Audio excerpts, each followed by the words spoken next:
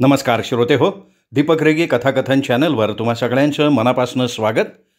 श्रोते हो, आज तुम्ही ऐकणार आहात अनंता सूर यांच्या खांदे मळणी या कथासंग्रहातली कथा.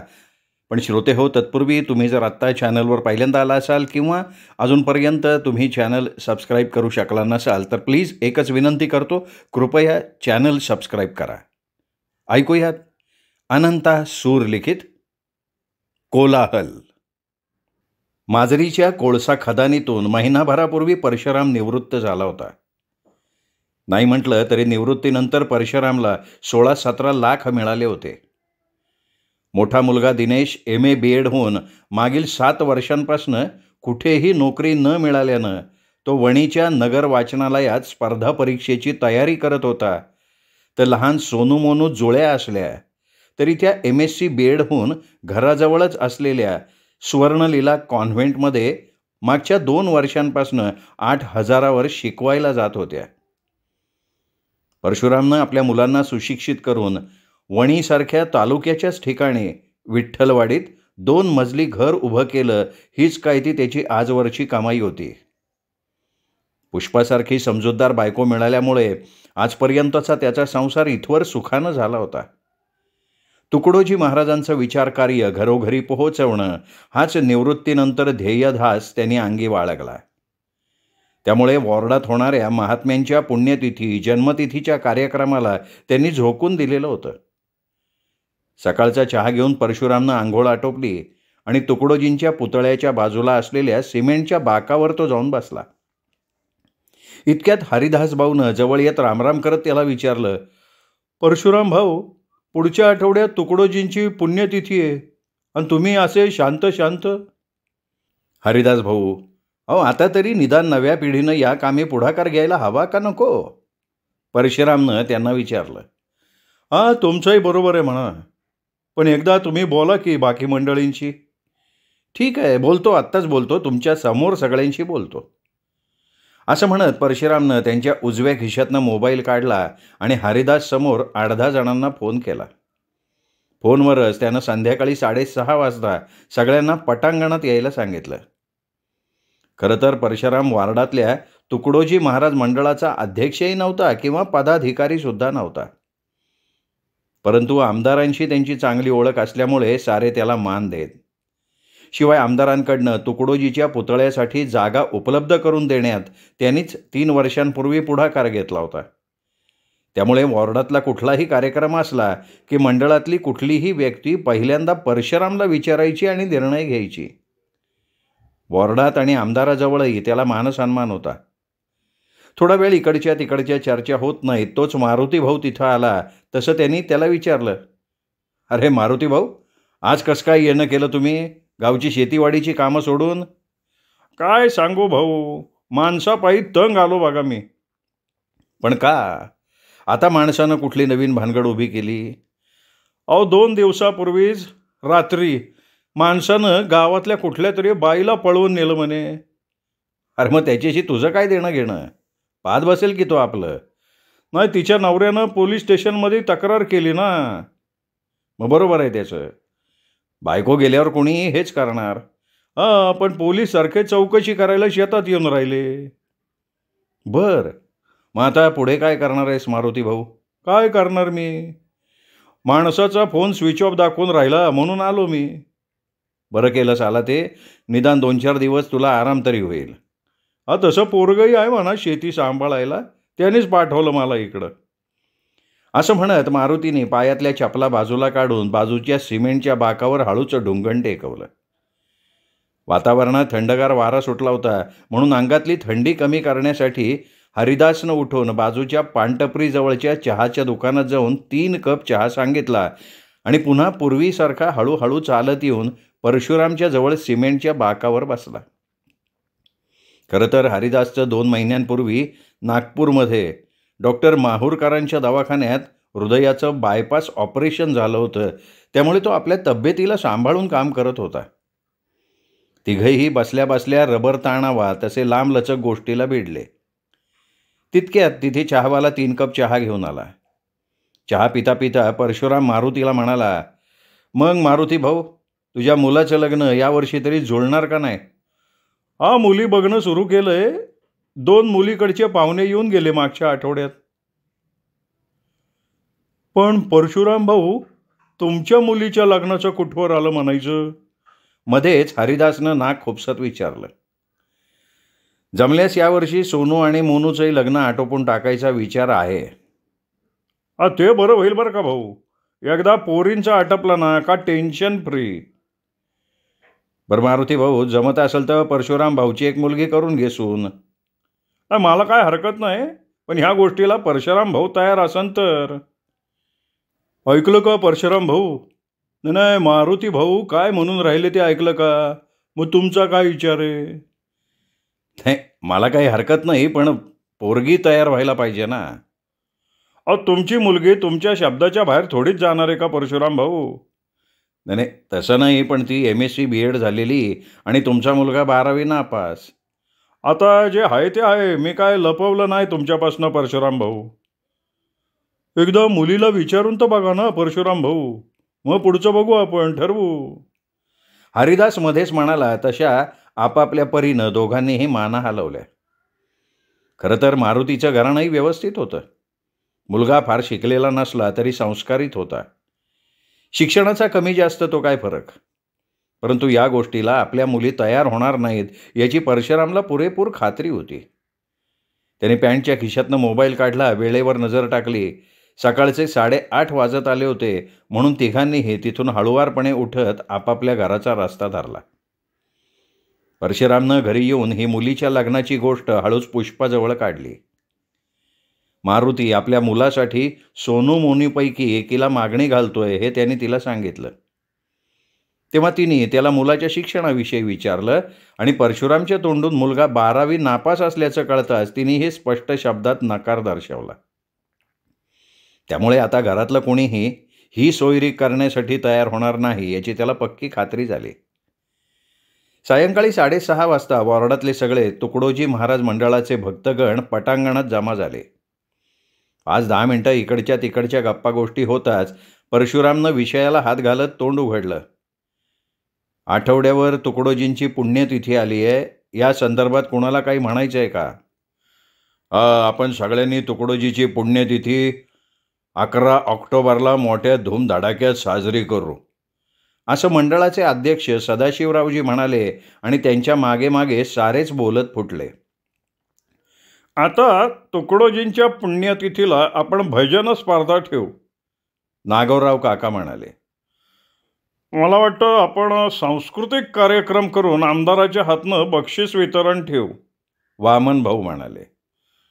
आपण वॉर्डात स्वच्छतेचा कार्यक्रम राबवला पाहिजे, तुळशीराम म्हणाले.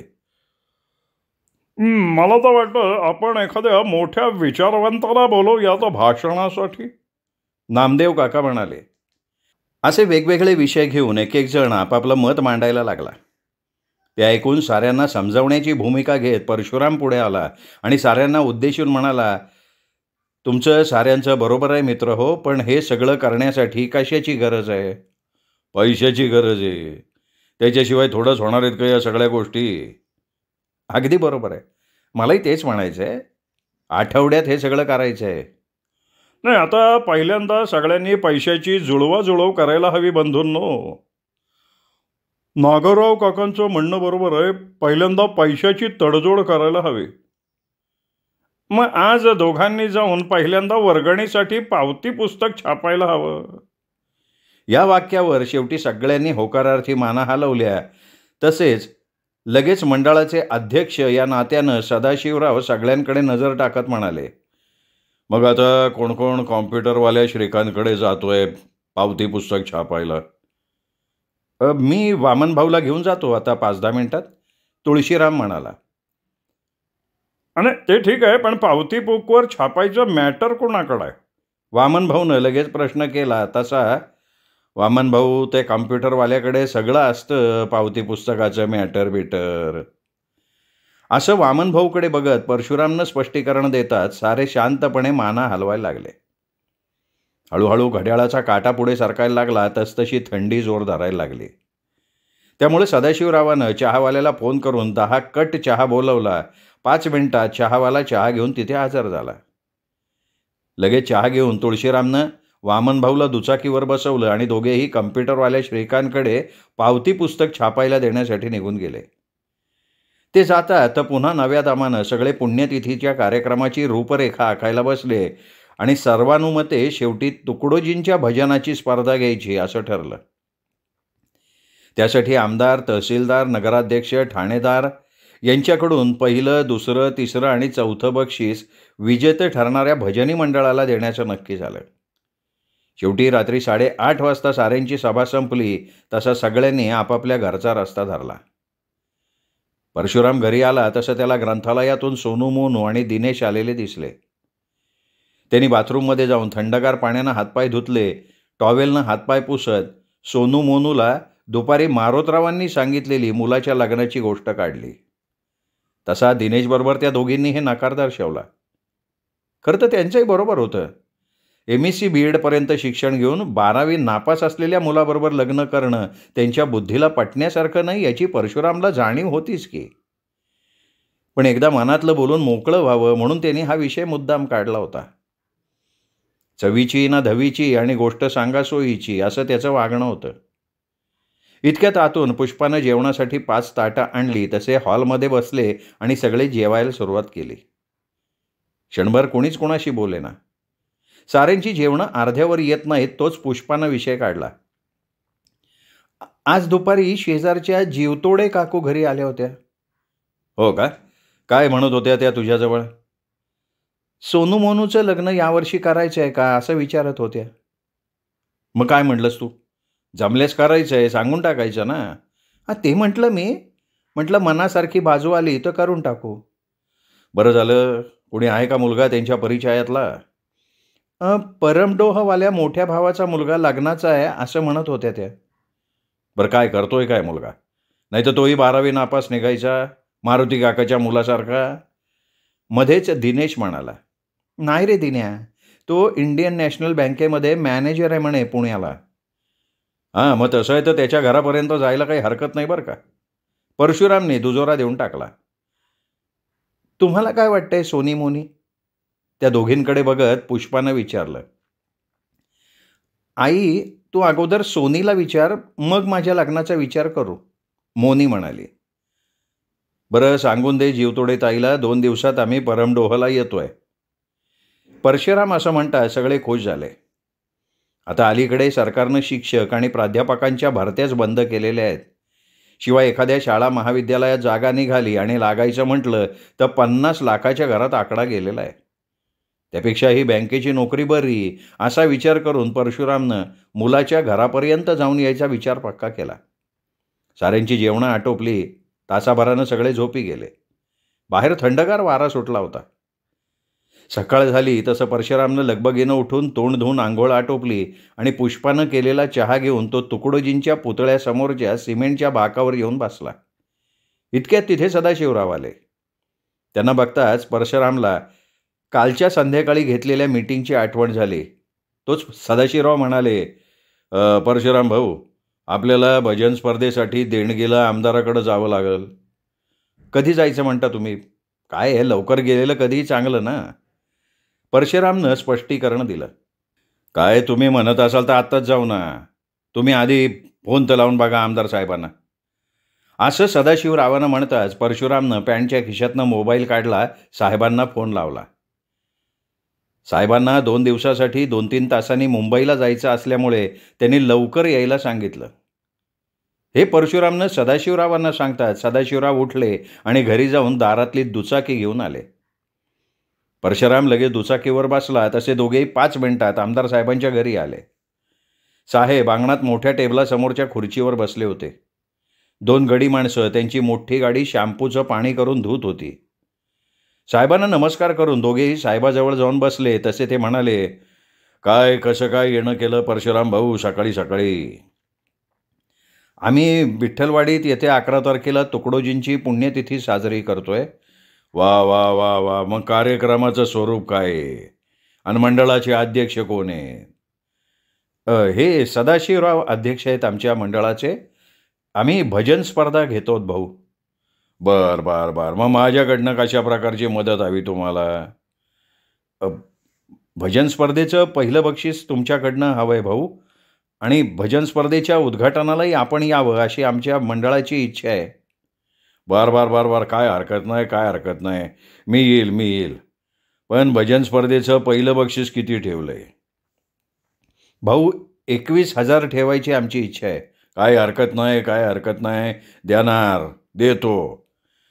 लगे पुढच्या वर्षी पुन्हा निवडणूक आहेत. थोडं लक्ष राहू द्या तुमच्या सगळ्यांचं आमच्याकडं. असं म्हणत साहेबांनी टेबलाच्या ड्रॉवरमध्ये ठेवलेल्या 500च्या नोटांचं बंडल काढलं आणि त्यातल्या कोऱ्या करकरीत 42 नोटा मोजून सदाशिवरावांच्या हातात दिल्या. दोघंही खुश झाले. साहेबांना मुंबईला जायची घाई असल्याचं त्यांच्या लक्षात आलं, म्हणून त्या दोघांनी "बरं साहेब येतो, आम्ही फोन करतो तुम्हाला" असं म्हणून साहेबांचा निरोप घेतला आणि पुन्हा दुचाकीनं तुकडोजी महाराजांच्या पुतळ्याच्या समोरच्या पटांगणात असलेल्या सिमेंटच्या बाकावर येऊन बसले. इतक्यात तिथं वामनभाऊ देणगीची पावती पुस्तकं घेऊन आला. ती सदाशिवरावांच्या हातात देत तो म्हणाला, ही घ्या सदाशिव भाऊ पावती बुक, 600ची झाली. यातलं एक पावती बुक तुझ्याकडे राहू दे वर्गणी फाडायला. सदाशिवराव म्हणाले, अरे पण मला कोण देईल पैसे? म्हणजे कोणाकडून फाडू मी पावती? हे बघा, मंडळातल्या सगळ्यांना आपण एक एक पावती पुस्तक देऊ. ज्याला जसं जमेल तसं पावत्या फाडून पैसे जमा करायचे. मग काय हरकत नाही परशुराम भाऊ, मी तर काय लगी लागतो का आम्हाला. आणि वामन भाऊ, आपण भजन स्पर्धेचे पॅम्पलेट तर छापलेच नाही आहेत. आठवल्यासारखे सदाशिवराव म्हणाले, हे बरं झालं आठवण केली तुम्ही. आपण छापायला देऊ दुपारी. बरं मग मी दुपारी येतो तुमच्याकडं, मग जाऊ आपण पॅम्पलेट छापायला. नाही दुपारी नको, आपण संध्याकाळी जाऊ. बरं ठीक आहे ना. मी हे पावती बुक आता सगळ्याला वाटून देतो आणि पावत्या फाडायला सांगतो. एक पावतीचं पुस्तक तुम्ही बी ठेवा. असं सदाशिवरावांना म्हणताच परशुराम आणि वामनभाऊनं लगेच आपापल्या घराचा रस्ता धरला.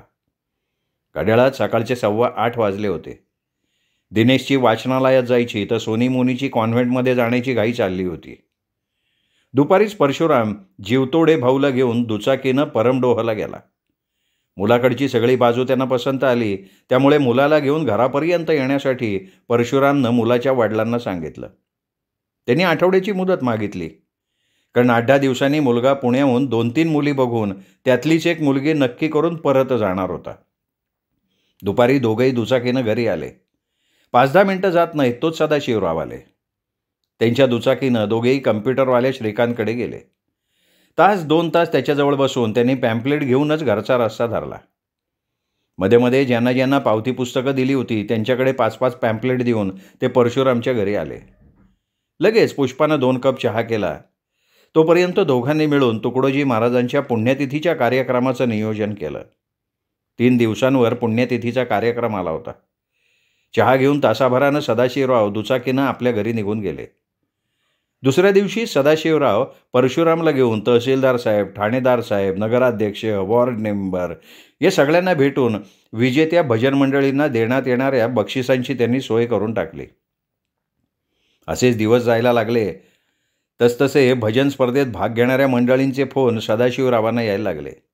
छापलेली सगळी पावती बुकं संपली. शेवटच्या दिवशी मंडळातल्या सगळ्यांनी मिळून पावती पुस्तकावरची जमा झालेली रक्कम मोजली. जवळपास 2.5 लाख रुपये जमा झाले होते. आता मंडळातल्या सगळ्यांना पुण्यतिथीला झटून कामाला लागल्याशिवाय पर्याय नव्हता. 2 दिवसांवर पुण्यतिथीचा कार्यक्रम आला होता. सदाशिवरावांनी प्रत्येक व्यक्तीवर काही ना काही जबाबदारी सोपवली होती. त्याप्रमाणे प्रत्येकजण आपल्यावर सोपवलेली जबाबदारी प्रामाणिकपणे पार पाडण्यासाठी सैनिकासारखा सज्ज झाला होता. पाहता पाहता 10 ऑक्टोबरची सकाळ उगवली. सकाळी तुकडोजी महाराजांच्या पुतळ्यासमोरच्या पटांगणात मंडप उभे करणारे आपली गाडी घेऊन हजर झाले. लगेच लाऊडस्पीकरवाला आला. सगळे आपापल्या कामाला लागले. मंडळातली एक एक व्यक्ती मैदानात येऊन त्यांच्यावर बारीक नजर ठेवत होती. 10-10:30 वाजेपर्यंत सगळं मंडप, साऊंड सिस्टीम तयार झालं. सदाशिवरावानं परशुरामसमोर फोन करून आमदार साहेब, तहसीलदार साहेब, ठाणेदार साहेब, नगराध्यक्ष अशा सगळ्या मान्यवर मंडळींना उद्या उद्घाटनाला येण्यासाठी निमंत्रण दिलं. सगळ्यांनी फोनवर होकार कळवला. दुपारनंतर थोड्या लांबवर असलेल्या भजन स्पर्धेतली सहभागी मंडळी यायला लागली. त्यांच्या राहण्याची आणि जेवणाची व्यवस्था मंडळानं मंडपातल्याच एका कोपऱ्यात केली होती. जवळपास 25 भजन स्पर्धकांनी स्पर्धेत सहभाग नोंदवला होता. त्यामुळे विठ्ठलवाडीत आनंदाचं वातावरण संचारलं होतं. साधू संतांच्या, राष्ट्रसंतांच्या भजनाचे सूर लाऊडस्पीकरवर सभोवताल फिरत होते. अखेर एकदाची 11 ऑक्टोबर ही राष्ट्रसंतांच्या पुण्यतिथीची तारीख उजाडली. सगळे मंडळातले कार्यकर्ते सकाळपासूनच कामाला लागले. सकाळी 9 वाजता आमदार साहेबांच्या हातून पुण्यतिथीच्या कार्यक्रमाचं उद्घाटन होणार होतं. त्यामुळे सकाळपासून हळूहळू मंडपात सभोवतालची गर्दी जमायला सुरुवात झाली. मंडळाचे अध्यक्ष या नात्यानं सदाशिवराव सगळ्या गोष्टींकडे बारीक लक्ष ठेवून होते. घड्याळाचा काटा जसजसा पुढे सरकत होता तसतशी आजूबाजूची माणसं मंडपाकडे आपली पावलं वळवायला लागली. परशुराम कार्यक्रमाचं नियोजन सांभाळत होता. मान्यवर पाहुणे मंडळींच्या चहापाण्याची जबाबदारी परशुरामनं स्वीकारली होती. सकाळचे 8:45 वाजले आणि बरोबर आमदार साहेबांची गाडी मंडपासमोर आली तसं सदाशिवराव आणि परशुरामनं पुढाकार घेऊन साहेबांना आपल्या घरी नेलं आणि चहापाणी करून पुन्हा 10 मिनिटात ते साहेबांना घेऊन मंडपात आले. 2-4 मिनिटांच्या अंतरानं ठाणेदार साहेब, तहसीलदार साहेब आणि नगराध्यक्ष येताच लगेच 9:05 कार्यक्रमाला सुरुवात झाली. कार्यक्रमाचं संचलन स्वतः परशुरामनं केलं. आमदार साहेबांच्या हस्ते राष्ट्रसंत तुकडोजी महाराजांच्या पुतळ्याला हार घालून पुण्यतिथीच्या कार्यक्रमाचं उद्घाटन करण्यात आलं. साहेबांचं उद्घाटकीय भाषण आटोपताच तहसीलदार साहेब, ठाणेदार साहेब आणि नगराध्यक्षांचं प्रमुख पाहुणे म्हणून भाषणं झाली. त्यानंतर सदाशिवरावांनी सगळ्या मान्यवरांचे आभार मानताच मान्यवर निघून गेले आणि लगेच भजन स्पर्धेला सुरुवात झाली. दिवसभरात भजन स्पर्धा आटोपून घ्यायची आणि निकाल जाहीर करायचा आणि त्याच संध्याकाळी पारितोषिक वितरण करून मोकळं व्हायचं असा एकूण कार्यक्रमाचा बेत होता. त्यामुळे सगळे घाईघाईत कामाला लागले. एक एक स्पर्धक आपलं भजन मंडपातलं स्टेजवर सादर करून खाली बसत होते. परीक्षक त्यांचं परीक्षण करून गुणदान करत होते. बघता बघता संध्याकाळी 5 वाजता सगळी भजनं आटोपली. परीक्षकांनी निकाल तयार केला. लगेच परशुरामनं आमदार साहेबांना फोन करून बोलवलं. साहेब 10 मिनिटात मंडपात हजर झाले. त्यांच्याच हातून पहिल्या, दुसऱ्या, तिसऱ्या आणि चौथ्या आलेल्या भजन स्पर्धेतल्या मंडळाला रोख रक्कम आणि प्रमाणपत्र देऊन सन्मानित करण्यात आलं. सगळ्यांना शुभेच्छा देऊन अर्धा तास थांबवून साहेब पुन्हा आपल्या गाडीनं निघून गेले तसा मंडळातल्या सगळ्यांनी सुटकेचा श्वास घेतला. मंडपवाल्या कर्मचाऱ्यांनी लगेच मंडप खोलायला सुरुवात केली तर साऊंड सिस्टीमवाल्यांनी सदाशिवरावाकडनं आपलं भाडं घेतलं, काढता पाय घेतला. 1-2 तासात मैदान मोकळं झालं. सगळे मंडळातले कार्यकर्ते तासभर तिथेच बसले आणि पुढे एक एक जण घराची वाट चालायला लागला. परशुराम घरी आला तसा पुष्पानं चहा ठेवला. हातपाय धुवून त्यांनी बेडवर अंग टाकलं तोच खिशातला फोन वाजला. त्यांनी खिशातनं फोन काढून बघितलं. परमडोहवरनं फोन आला होता. पुन्हा त्यांना फोन लावला तसं पलीकडनं मुलाचे वडील म्हणाले की उद्याच मुलासोबत आपली 4-5 मंडळी मुलगी बघायला घरी येणार आहेत. बोलणं होताच परशुरामने ही बातमी पुष्पाला सांगण्यासाठी आवाज दिला तशी ती आतून त्याच्यासाठी 1 कप चहा घेऊन आली. तो चहा पिता पिता पुष्पाकडे नजर टाकून म्हणाले, उद्या सोनी मोनीला बघण्यासाठी परमडोहवाले पाहुणे येणार आहेत. बरं झालं, येऊ द्या त्यांना. एकदाचं सोनी मोनीचं निपटलं ना तर बरं होईल. अगोदर सोनीचं तर फायनल होऊ दे, मोनीचं मग बघू. हां, तुम्ही म्हणता तेही बरोबर आहे. असं म्हणत त्याच्या हातातला रिकामा चहाचा कप घेऊन ती घरात गेली. इतक्यात सोनू, मोनू आणि दिनेशही आला. तसं पुष्पानं आणि परशुरामनं उद्याला परमडोहचे पाहुणे सोनूला बघण्यासाठी घरापर्यंत येत असल्याचं सांगितलं तसं त्या दोघी आतल्या खोलीत गेल्या आणि आईला स्वयंपाकाला मदत करायला लागल्या. यावर्षी दोन्ही मुलींचं लग्न सहजपणे आटोपून जाईल याचा विश्वास परशुरामला होता. रविवार असल्यामुळे दोघेही घरीच थांबणार होते. शिवाय दिनेशही स्पर्धा परीक्षेसाठी वाचनालयात जाणार नव्हता. सकाळ झाली. परशुरामनं दिनेशला बाजारात पाठवून अर्धा किलो मिठाई आणि 2 किलो खाऱ्याचं पॉकेट आणायला सांगितलं. दिनेशनं बाजारात जाऊन अर्ध्या तासात सामान आणलं. सोनूला दाखवायचा कार्यक्रम असल्यानं मोनू घरातली सगळी कामं लगबगीनं आटोपत होती. घड्याळात 10:30 वाजले तसे पुष्पा आणि परशुराम 4 वेळा घराबाहेर येऊन टेबलावर ठेवलेल्या मोबाईलकडे बघायला लागले. इतक्यात अचानक परशुरामचा फोन वाजला. त्यानं फोनवर नजर टाकली. मुलाच्या वडिलांचा फोन होता. त्यांनी लगेच उचलला. 5 मिनिटात येतोय, घराजवळ आलोय असं ते फोनवर सांगायला लागले. सोनूनं घरीच मेकअप केला. पाहुणे 4 दुचाकीवरनं आले होते.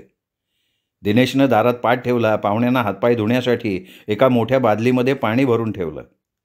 साऱ्यांनी हातपाय धुवून बाजूला तारेवर ठेवलेल्या टॉवेलनं हातपाय पुसले आणि परशुराम आणि जीवतोडे भोईंना नमस्कार करून एक एक जण हॉलमधल्या सोफ्यावर बसायला लागले. सुरुवातीला 5-10 मिनिटं परशुरामनं पाहुणे मंडळींच्या सोबत इकडच्या तिकडच्या गोष्टी आटोपल्या. मग त्यांनी आपल्याकडच्या मंडळींची ओळख करून दिली. तेव्हा जीवतोडे भाऊंनी मुलाकडची आणि मुलीकडची सगळ्या मंडळींची ओळख करून दिली. खरं तर तेच या पाहणीमध्ये मध्यस्थाची भूमिका बजावत होते. साऱ्यांची ओळख करून देणं होताच सोनूनं सगळ्यांसाठी आलू पोहे, खारा आणि मिठाई आणली. ती खाऊन होताच समोर एक खुर्ची ठेवून तिला बसायला सांगितलं. मुलाकडच्या व्यक्तींनी सोनूला नाव, गाव, शिक्षण, जन्मतारीख, मामकूळ, आवड असे अनेक प्रश्न विचारले. तिने सगळ्या प्रश्नांची उत्तरं न घाबरता दिली. पुण्यावरून मुलगाही बरोबर आला होता, त्यालाही ती आवडली. साऱ्यांचा नाश्ता पाणी आटोपलं. प्रश्न विचारणं संपताच सोनू आत गेली तसे सगळे उठून एकदा बाहेर आले आणि आपापसात 10-15 मिनिटं विचार करून पुन्हा एक एक जण आत येऊन बसले. मुलाचे वडील परशुरामकडे बघत म्हणाले, आम्हाला मुलगी पसंत आहे. आता तुम्ही या आमच्या घरापर्यंत. 1-2 दिवसात विचार करून सांगतो आम्ही तुम्हाला. काही हरकत नाही. पण येत्या बुधवारी मुलगा पुण्याला चालला आहे, त्यामुळे लवकर येणं होईल तर बघा. मग ठीक आहे ना, आम्ही येतो परवा परमडोला. परशुरामकडे बघत जीवतोडे भाऊ म्हणाला, आहा, जीवतोडे भाऊ म्हणतात तसं येऊ आम्ही परवा. मग ठीक आहे, येतो आम्ही. या मुलीला घेऊन परवाला या तुम्ही. असं म्हणत मुलाचे वडील माणिकरावांनी सगळ्यांचा निरोप घेतला आणि 4 दुचाकीनं आलेले 8ही जण नरजऱ्याआड झाले तसे सगळे हे पुन्हा घरात येऊन बसले. सगळ्यांना मुलगा आवडल्याचं त्यांच्या चेहऱ्यावरनं दिसत होतं. तरीसुद्धा परशुरामनं सोनूला स्पष्ट विचारलं तेव्हा मात्र तिने लगेच मान खाली घातली. त्यामुळे परवा कोणाकोणाला परमडोहाला न्यायचं यावर अर्धा तास चर्चा करून जीवतोडे भाऊ घरी निघून गेले. दुसऱ्या दिवशी सगळे दुपारी वणीच्या बाजारात गेले. सोनू, मोनू आणि पुष्पानं एक एक नवीन साडी घेतली तर दिनेश आणि परशुरामनं नवीन ड्रेस घेतला. दिनेशनं परमडोहाला जाण्यासाठी 10-12 जणांना जाता येईल अशी ट्रॅक्स भाड्यानं केली. संध्याकाळी बाजारातनं सगळे घरी परतले त्यावेळी सगळ्यांच्या चेहऱ्यावर आनंद पसरला होता. दिवस उगवला तसे सगळे आपापली कामं आटोपून दुपारी 11 वाजता त्या ट्रॅक्सनं परमडोहाला जायला निघाले. मध्ये जीवतोडे भाऊ परमडोहच्या पाहुण्यांशी फोन करून बारीक आवाजात बोलत होते. तासाभरात सगळे परमडोहाला पोचले तसं मुलाकडच्या सगळ्या मंडळींनी त्यांचं स्वागत केलं. अर्धा तास इकडच्या तिकडच्या गप्पा गोष्टी झाल्या. परशुरामकडच्या जवळच्या नातेवाईक मंडळींनी मुलाला काही प्रश्न विचारले आणि दोन्ही पक्षातल्या मंडळींनी एकमेकांची बाजू पसंत आली म्हणून सांगितलं. देण्याघेण्याचा प्रश्नच नव्हता. त्यामुळे लगेच बैठकीत बसल्या बसल्या जीवतोडे भाऊंनी पुढाकार घेतला आणि साऱ्यांच्या सहमतीनं 2 आठवड्यानंतरची साक्षगंधाची तारीखही काढून टाकली. लग्न पक्क झाल्यामुळे मुलाचे वडील सगळ्यांना जेवण करून जाण्यासाठी आग्रह करायला लागले. त्यामुळे सगळी मंडळी शेवटी जेवण करून रात्री 8:30 वाजता घरी परत आली. सगळ्यांच्या चेहऱ्यावर आनंद झळकत होता. 2 आठवड्यानंतर घरापुढेच एक मोठा मंडप टाकून परशुरामनं साक्षगंधाचा कार्यक्रम आटोपला. नाही म्हणता म्हणता दोन्ही पक्षाकडचे मिळून जवळपास 550 लोक कार्यक्रमाला आले. त्यामुळे पुष्पा, परशुरामला खूप समाधान वाटलं. संध्याकाळी साक्षगंधाचा कार्यक्रम आटोपताच मुलाकडची मंडळी परमडोहाला परतली. 2 महिन्यांनंतरची लग्नाची तारीख काढली होती. तोपर्यंत मोनूला पाहायला मुलगा आला, तिचंही जमलं तर एकाच वेळी दोघींची लग्न आटोपून टाकायची या विचारात परशुराम होता. आणि आता तर सोनूचंही लग्न जुळल्यामुळे माणिकराव सुद्धा मोनूसाठी एखादा मुलगा शोधायला लागले. 1-2 मुलं मोनूला बघूनही गेली, पण मुलगी कमी उंच आहे हे कारण देऊन तिला नकार दिला गेला. त्यामुळे मोनू नाराज झाली, पण इलाज नव्हता. असाच 1.5 महिना उलटला, पण मोनूचं लग्न जुळायची काही चिन्ह दिसेनात. सोनूच्या लग्नाची तारीख 2 दिवसांवर आली तसे सगळे अखेर लग्नाच्या कामाला लागले आणि बघता बघता सोनूच्या लग्नाची तारीख आली आणि तिचं लग्न मोठ्या धूमधडाक्यात आटोपलं. लग्न होऊन सोनू 4 दिवस सासरी परमडोहला राहिली आणि नवरा मयूरबरोबर पुण्याला निघून गेली. मात्र तेव्हापासून मोनूसारखी नाराज दिसायला लागली. तिचं कुठल्या कामात लक्ष लागेना. कॉन्व्हेंटमध्ये शिकवायला गेली तरी ती आपल्या तंद्रीतच असायची. घरी आली तरी कोणाशी फारशी बोलत नसे. तिला एकसारखी स्वतःच्या लग्नाची चिंता सतावायला लागली. 2-4 मुलांनी आपल्याला पसंत केलं नाही, आपल्यामध्ये काही कमीपणा आहे का, या चिंतेनं ती स्वतःला दोष द्यायला लागली. याचा खोल परिणाम तिच्या शरीर प्रकृतीवर व्हायला लागला. दिनेशनं, परशुराम, पुष्पानं तिला खूप समजावलं, पण तिला तात्पुरतं बरं वाटायचं आणि पुन्हा विचारानं तिच्या डोक्यावर ताण यायचा. सोनूच्या लग्नाला बघता बघता 6 महिने उलटले, पण या 6 महिन्यात मोनू बरीच खंगली. तिला वणीच्या दवाखान्यात दाखवायला नेलं, त्यावेळी तिथल्या डॉक्टरांनी चंद्रपूरचे मानसोपचार तज्ज्ञ डॉक्टर कोलतेंकडे तिला नेण्याचा सल्ला दिला. संध्याकाळी दिनेशने एक भाड्याची गाडी केली आणि मोनूला डॉक्टर कोलतेंकडे घेऊन गेले. त्यावेळी डॉक्टर कोलतेंनी मोनूला काही प्रश्न विचारले आणि शेवटी लग्न न जुळल्यामुळे ती मानसिक तणावात असल्याचं निदान केलं. महिनाभराची औषधं लिहून दिली आणि सध्या तरी सोनूला कॉन्व्हेंटमध्ये शिकवायला पाठवू नका, तिला घरी आराम करू दे असा सल्ला त्यांनी दिला. बाहेर येऊन दिनेशनं बाजूच्या मेडिकलमधनं औषधं घेतली. दुपारी सगळे घरी परत आले. दिवस उगवला. घरातले तिघेही आता तिची काळजी घ्यायला लागले. तिच्या तब्येतीत हळूहळू सुधारणा व्हायला लागली. औषधाची गुंगी तिच्या चेहऱ्यावर स्पष्टपणे झळकत असली तरी ती मानसिक आजारातनं बाहेर पडत होती, हे महत्त्वाचं होतं. असेच दिवस जायला लागले आणि एक दिवस परशुरामचे व्याही माणिकरावांनी नात्यातलंच नंदुरीचं स्थळ मोनूसाठी सांगितलं. 4 दिवसांनी नंदुरीवरनं मोनूला बघण्यासाठी पाहुणे आले आणि पहिल्या पाहणीतच त्यांनी तिला पसंतसुद्धा केलं. आठवडाभरानं परशुरामही 8-10 पाहुणे घेऊन नंदुरीला गेला आणि साक्षगंधाची तारीख ठरवून परतला. त्यामुळे मोनूची तब्येत मानसिकदृष्ट्या आता पूर्णपणे सुधारली आणि मग सगळ्यांच्या जीवात जीव आला. आठवड्यानं साक्षगंध आटोपलं. महिनाभरानं लग्नाची तारीख काढली. त्यामुळे सोनूचं मयूरला पुण्यावरून घेऊन येणं जाणं वाढलं. मोनूच्या लग्नाची तारीख 2 दिवसांवर आली. तसे परशुरामकडचे सगळे नातेवाईक मुक्कामाला आले. त्यामुळे काही नातेवाईकांची झोपण्याची सोय परशुरामला शेजाऱ्यांच्या घरी करायला लागली आणि शेवटी बघता बघता मोनूचंही लग्न धूमधडाक्यात आटोपलं. ती आपल्या सासरी नंदुरीला निघून गेली.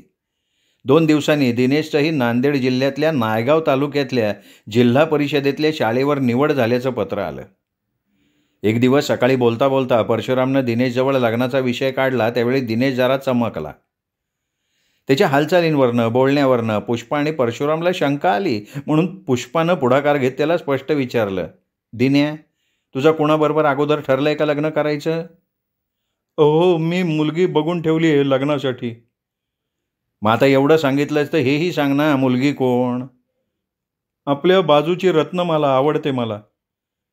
नाही, ती तुला आवडते ते ठीक आहे, तिला तू आवडतोयस का? आम्ही दोघंही एकमेकांना पसंत करतोय. मी तिच्याशी लग्न करीन. पण आम्हाला त्यांचं घराणं पसंत नाही. मला घराण्याशी नाही ना लग्न करायचं बाबा, मला रत्नमालाशी लग्न करायचंय. नाही ठीक आहे दिन्या, पण समज आम्ही दोघांनी या लग्नाला नकार दिला तर? मग काय, आम्ही दोघं एखाद्या मंदिरात जाऊन लग्न करू. दिन्या, तू पुन्हा एकदा विचार कर. मी तुला 2 दिवसाची मुदत देतो. आता विचार काय करायचा आहे ना, ते तुम्ही विचार करा आई बाबा. असं म्हणत दिनेशने पायात बूट घातला. लगेच सायकलनं वाचनालयाचा रस्ता धरला. दोघेही विचारात पडले. एकुलता एक मुलगा असल्यानं म्हातारपणी तोच आपला आधार होणार. आपल्याला त्याच्या आसऱ्याखालीच राहावं लागणार. त्यामुळे आत्ता आपण त्याच्याशी हुज्जत घालून काही उपयोगाचं नाही, याची या दोघांनाही जाणीव झाली. दुपारी सोनू मोनूचा फोन आला. तेव्हा परशुराम आणि पुष्पानं 1.5-2 तास दिनेशच्या लग्नासंदर्भात त्यांच्याशी बोलणी केली.